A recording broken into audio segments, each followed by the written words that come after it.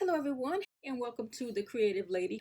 In today's video, I've got a Dollar Tree DIY for you. I am going to decorate my beauty room's trash can.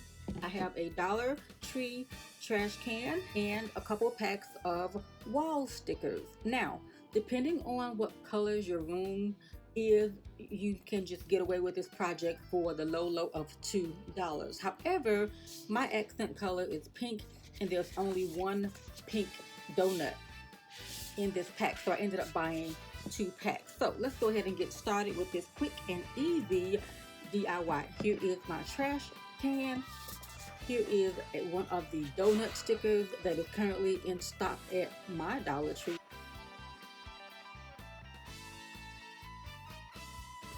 I'm going to peel it off and figure out the placement to get it good and centered. Put it right about here and boom.